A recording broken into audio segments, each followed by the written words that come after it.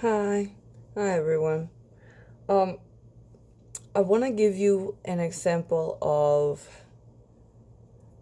how spongy and magnetic children are, but also how tricky this whole being sensitive is.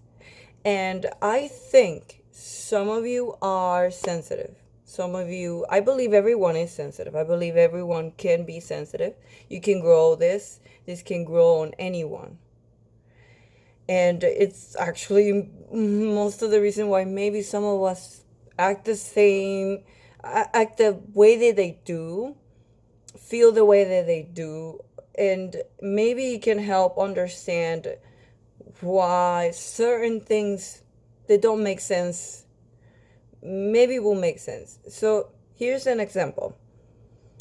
My child unfortunately ended up having a bully in school, and it was affecting her. She would come home and her attitude will be completely different, from being very sad to being very angry to just completely silent. And I thought because she went to a bigger school that it was different, because she just started first grade, and I thought this change, it changes the kids and everything. It makes them jumpy and whatnot. So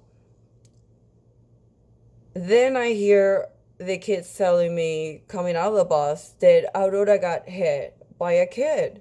And I'm like, what's going on? Because at the very beginning, I end up finding out that the same kid that were friends at the very beginning, then they stopped being friends. She won't tell me what's going on. She says that everything's fine, that they just had a misunderstanding or whatever.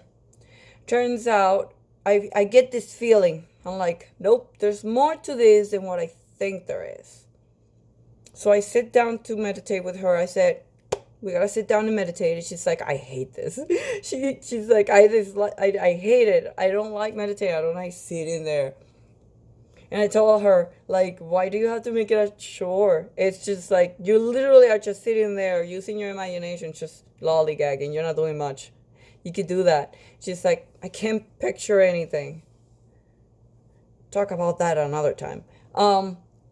So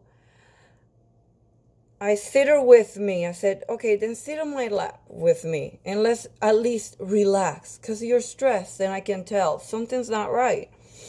I sit down with her and we're meditating, and I feel like usually when I sit down with her and meditate, I get this information. I get information of what's going on, like what happened throughout the day and whatnot. So she's been having some confrontation with some people. So I confront her about it, and she gets surprised. She's like, what? How do you know that?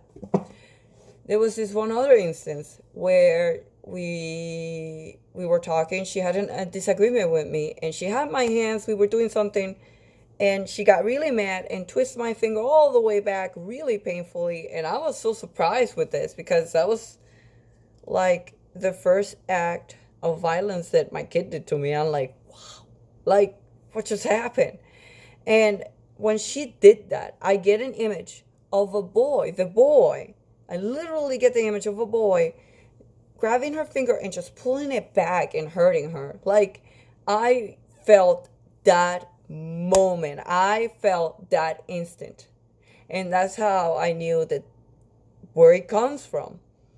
I looked at her immediately and I said, that boy did that to you, didn't he? That's why your finger was hurting the other day. He went and did that to you. That's not what friends do.